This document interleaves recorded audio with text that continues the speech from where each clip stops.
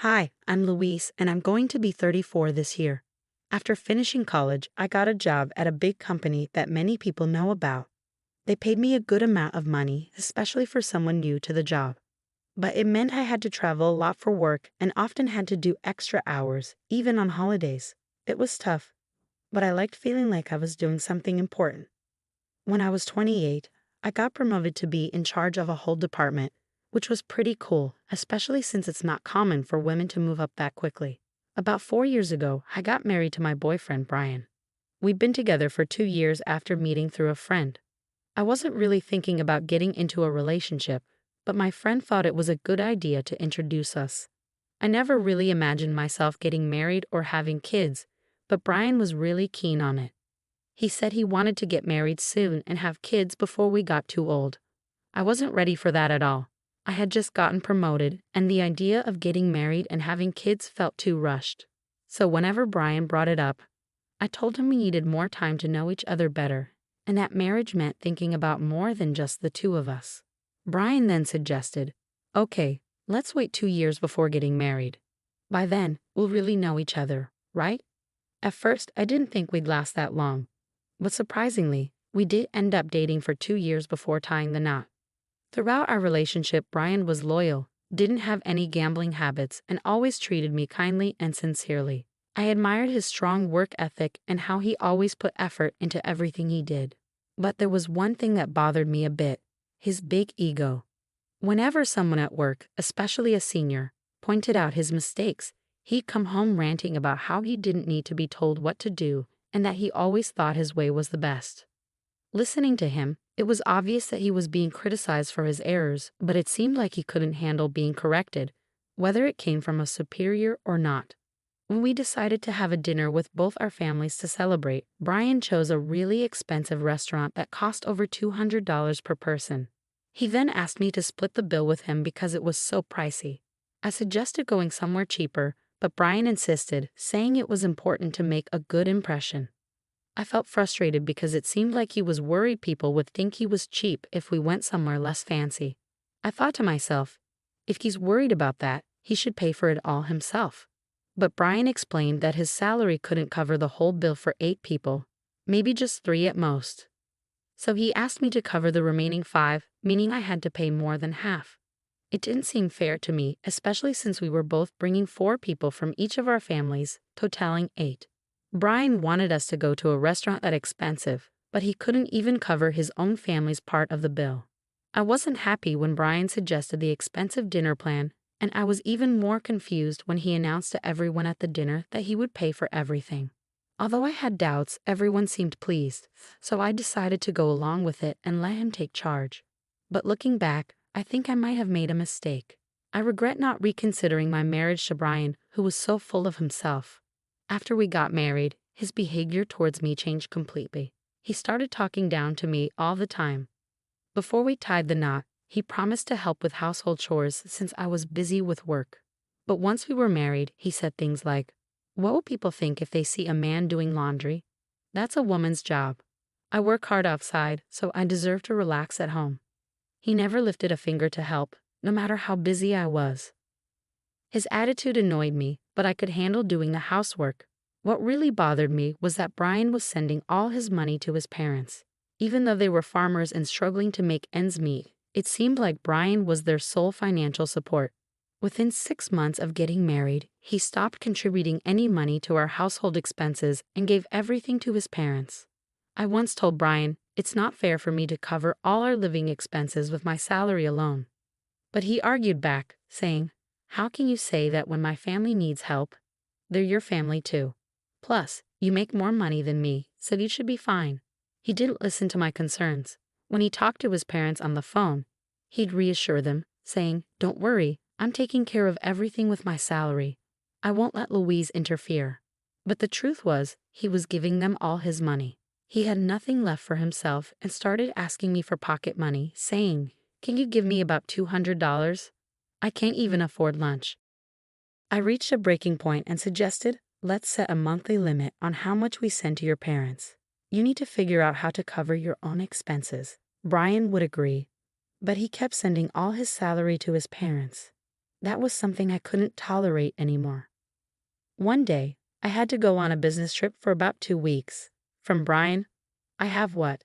What about my food and laundry for 2 weeks? Even though Brian knew my job required frequent travel. Feeling annoyed at his immaturity, I told him, figure it out yourself. You're an adult. If you can't handle it, why don't you go stay with your parents while I'm away? You'll be fine there, right? Brian reluctantly agreed. When I returned home 2 weeks later, I found Brian's sister, Elizabeth, there. She lived a bit far from us, and we hadn't seen each other since our wedding. I wondered why she was there, and Elizabeth, seeing my expression, said, "Hi Louise, it's been a while." "Oh right, about the money. It was a big help, thank you so much."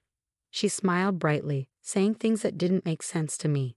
Without even unpacking, I asked Elizabeth, "What money? What are you talking about?"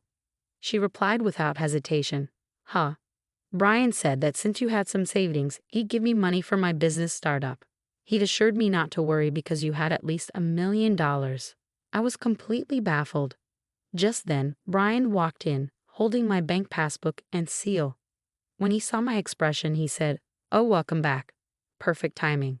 I'm going to give your savings to Elizabeth. You know she's a nail artist, right? She's been wanting to open her own shop. She's been saving up, but she's still short about $1 million. I remembered that you've had savings since before we were married, exactly $1 million. So I told her she could have it." With a smile, he handed the passbook and seal to Elizabeth, saying, "You're lucky. This will help make your dream come true. Show some gratitude, okay?"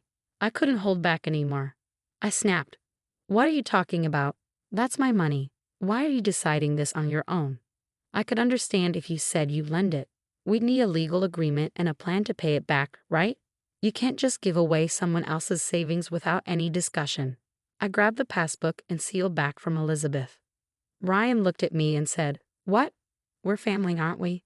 It's silly to make legal agreements with family members. Plus, we're not lending it, we're giving it. You never spend any of your money because you're always working, right? It's a waste to just hoard it. Elizabeth has a dream. Isn't it more meaningful to use it to help her?" Then he gave me a stern look. Upon hearing Brian's words, I realized that he was impossible to reason with.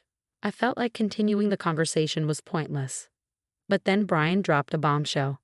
"This money is too good for you, so I'm giving it to Elizabeth. You'd only waste it. You can just work and save up again, understand? If you still want to argue, we'll get divorced." Seeing this as an opportunity, an idea struck me. Without hesitation, I replied, "Fine, let's get a divorce. I'll prepare the papers and send them to you. I'll come collect my things soon. Until the divorce is final, I'll stay at a hotel. Goodbye for now." With that, I grabbed my luggage from the business trip and swiftly left the house. Brian was shocked by my sudden decision. Soon after, he bombarded me with texts, begging me to come back and even saying that Elizabeth would forgive me if I gave her the money. I ignored all his messages. Who does he think he is? The next day, I went to the city hall and sent the signed divorce papers back home. Despite this, Brian kept texting me, asking if I was really sure about the divorce. I simply replied, "Please submit them as soon as possible," and ignored the rest of his messages. Surprisingly, the divorce was finalized quicker than I had anticipated. A week after the divorce was official, I waited until Brian was at work and then moved my belongings to my new house. In his text about the divorce papers, Brian had been rude, calling me names and saying we were now strangers. So I decided not to take most of the furniture and appliances from our old home. Instead, I deposited half of the small savings I had accumulated during our marriage into his bank accounts and left it there. That night, I received numerous calls from both Brian and Elizabeth. At first, I ignored them, knowing what they were about. But eventually, I answered and Brian immediately started shouting, demanding to know why there was only $800 in the account. I calmly replied, "I split the property as we agreed. We originally had $1,600 in our joint account, right? So I left you with half of it, which is $800. And since all the furniture and appliances were bought after we got married, I left them behind." That's fair, isn't it? Just to clarify, I ended up with less than Brian. But he wasn't convinced. He insisted, "You're supposed to have $1 million in savings, right? So half of that, $500,000 should be mine. Plus, you got an inheritance from your grandfather, right? Half of that should be mine too. I was stunned and couldn't help but laugh. I had seen this coming, otherwise Brian wouldn't have agreed to the divorce so easily. Trying to hold back my laughter, I explained, Brian, the division of property only applies to assets acquired during the marriage. My savings from before we were married and the inheritance I received aren't part of that. I consulted a lawyer and I divided our marital assets fairly. And remember, all the money we saved during our marriage was actually earned by me. You never contributed to our expenses. So be thankful I divided that. Brian accused me of lying, saying that can't be true. You're trying to trick me.